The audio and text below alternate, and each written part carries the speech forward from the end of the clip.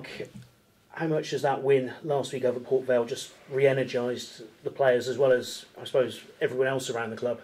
Yeah, it's always good to get 3 points, especially the position we were in. It gives us a lift, gets us out of the bottom two.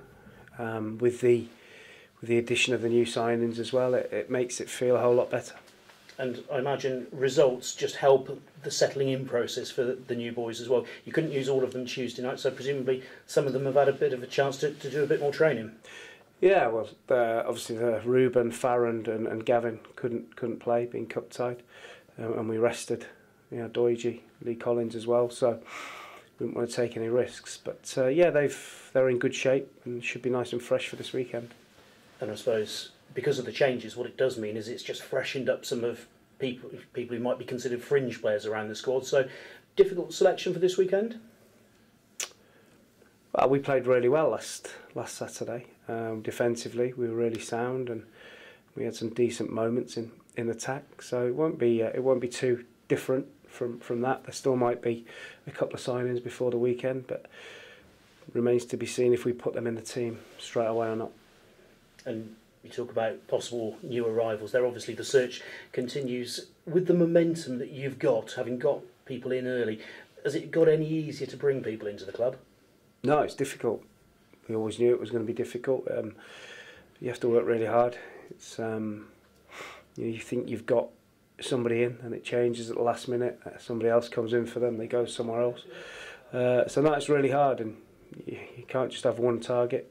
You have a list of many. So we are working really hard to try and make additions to the squad so that come the end of April, we're not kicking ourselves because we haven't done enough and we haven't got enough quality in the squad.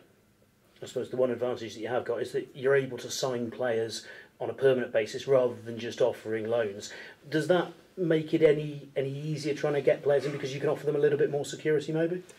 I think that applies to everyone. You know, every club you can sign players permanently, and some players just want to come on loan to see what it's like. But we prefer to sign players permanently. Obviously, then you're trying to persuade them, look, we're not going to get relegated, we're going to be fine, and stuff like that. So it is really difficult market to work in. What's the arrival of the new boys done for the existing players here? Have you noticed them sort of raising their games at all? I think you look at the game on Saturday against Port Vale. You know, the two defenders came in and gave us a bit of solidity at the back and a little bit of know-how. Obviously, Gavin Gunning's a little bit of a throwback in terms of he wants to speak and talk and shout at people and get them in the right positions.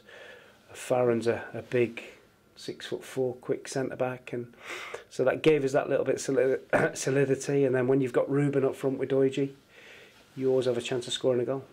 You mentioned Gavin, I suppose leadership qualities there is what it is, and is that something that maybe has been lacking in the team in some areas? Definitely, difficult to find. You know, I think the academies are breeding that out of players.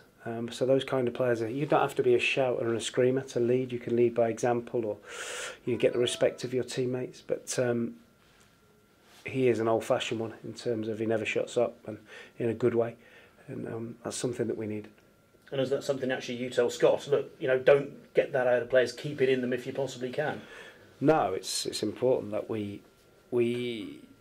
you have players that can affect every situation on the pitch. You know, if that's by opening the mouth and pushing people about, then it's a big factor. Like I say, I think it's going out of the game. Swindon, obviously, this weekend, one of your old clubs. Does that make it any different going there to anywhere else? No, still 3 points. It's a game that we want to win. We want to follow on from last Saturday. It's a big club in League Two, Swindon, big crowd, big stadium. So they'll be hoping to get the points to try and get back in the playoff picture. And we've got try and get 3 points for a different reason. But no, it's still 3 points at stake, and 3 that we're desperately going to try and get. And I suppose there's only a couple of stops at the railway line as well, so potential for Rovers to take a fair few as well. Hopefully, yeah. Hopefully it's not too far for them and they can travel in their numbers. Are you surprised that Swindon aren't a little bit higher up the table? Because obviously, the expectation of their fans probably would be that they might be. Difficult though, when you look at the teams in the league, Luton, Notts County, Coventry City, some big teams in the league. It's not easy to, just because you're a big name, you have no divine right to be at the top of the league. And you know, they got some good players, got good staff, and I'm sure come the end of the season they'll be hoping to be up and around it for certain. And the 2-0 here, Forest Green played very well. Plenty of possession, but just not quite that cutting edge, and they put away their chances. They did. I wouldn't call them chances. I would call them gifts. But they've got some experienced players, you know, and they just waited for us to make those mistakes that day. But they've had some good results. You know, they beat Notts County a couple of weeks ago. And they won away at Barnet, so we're aware it's going to be a tough game. And we'll have to play very well, and as well as we did last week to get the points. Injuries? How's the squad? Well, good. Yeah, we've got just Dale Bennett's injured, and that's about it. Thank you. Good luck. Thank you. Mark, when you look back at the game against Swindon here, you look at your team sheet then to your team sheet now, it's almost a completely different team. Yes, it's, you know, like I say, the summer was a difficult one for recruitment, and we're having to resurrect that now, rectify that now, and we've got some players in now that were always on our list, you know, in the summer. We couldn't quite get them, but better they're here now than not at all. Yeah, you'd look at that and say your team is sort of gradually growing and evolving. That's right. It's 46 game season, so we're still, you know, we've still got plenty of games and plenty of points to play for, and hopefully with the new players that we've already got and the ones that are going to come in, we can make sort of inroads into the table. Yeah, Ruben Reid spoke post-match on Saturday about there's no real time to bed in. He spoke very eloquently about it. You've really, with the new players, they've just got to bang and be in there, and that's what happened.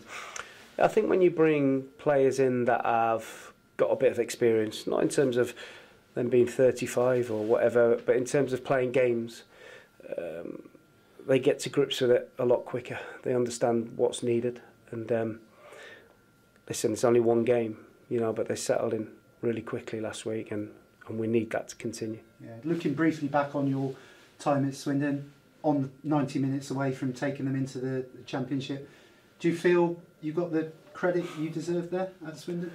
I don't think it's not about credit for me. It's about I did the job I was employed to do, and that was to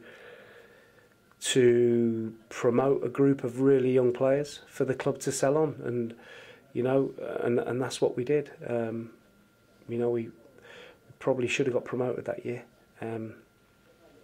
but some things happened, and that's the way it was. And we sold the players after that for a lot of money, but didn't replace them. So if you don't do that, you know what's coming. But I really enjoyed my time at Swindon. It's a big club, and there's some good people there. Yeah. Last Saturday you watched from upstairs, technical area, second half. Is there a similar plan? Yeah, so I've enjoyed doing it, and I think you get a more balanced view. You get a less emotional view, and I think it's important that you try and gain as much as you can, and try and the finest detail to win a game. So certainly that will continue. Yeah, just one more from me. Any players likely to be leaving or coming through at the moment? We're still chasing targets. We're hopeful there'll be a couple in before the weekend, and you know, there's players available to go from here, but we've not had any interest as of yet.